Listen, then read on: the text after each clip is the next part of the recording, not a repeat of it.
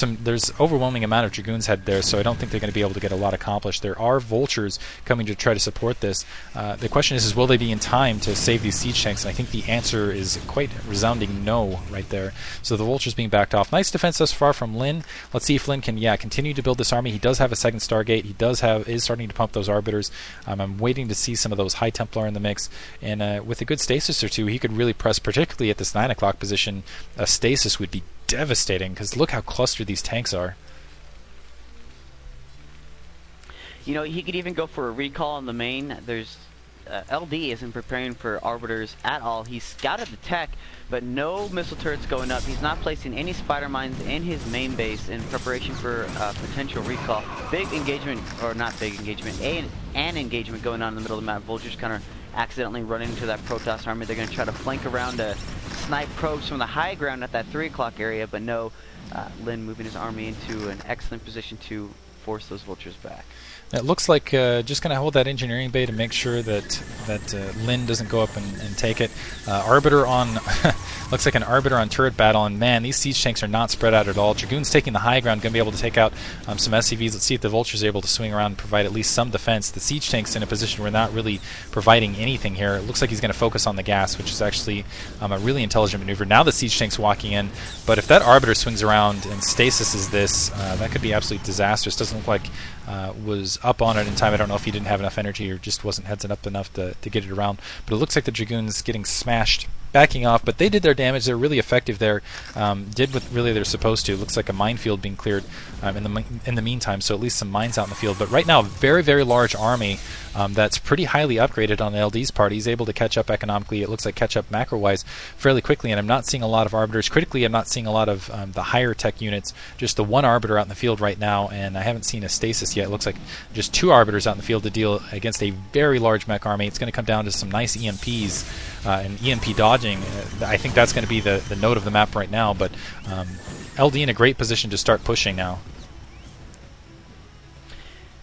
Lin has had a decent economic advantage. I mean, he's had more bases than the Terran, but Terran is caught up. He's massed up a big army. I'm kind of curious why Lin doesn't have a big army. He's got no upgrades going. He's got no current upgrades on his troops. 2-1 for the Terran.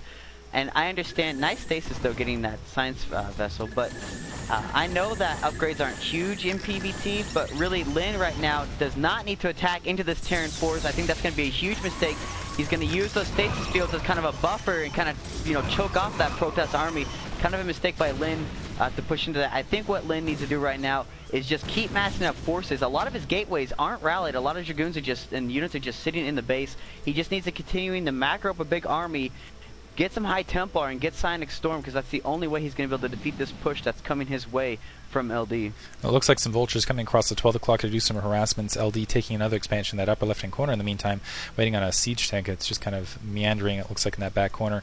Yeah, the stasis wearing off, and I think he just got a little bit too greedy. He's like, oh, I stasised a lot of troops, that means I can win this fight. Not necessarily the case at all times, especially when you're running up against a very large siege tank army like that composition is right there. It looks like a little bit of a recall that I missed over the secondary, so able to get in there. Going to be able to do some significant damage to that army coming back. So it's going to be harassment and damage on both ends here. Able to empty it, but I almost feel like this is a pirate victory. He's going to end up losing a lot of his Dragoons, a lot of his SCVs, and it looks like he's having to empty out his top right base in the meantime. So I think LD is easily going to be able to replenish from this. He's easily going to be able to turn right back around with this army.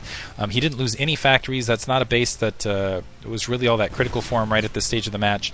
And in the meantime, yeah, able to deny one simultaneously. So altogether, not a very good exchange here. I think he would have been better off if he was going to go for a recall, do it with a larger force over the factory line.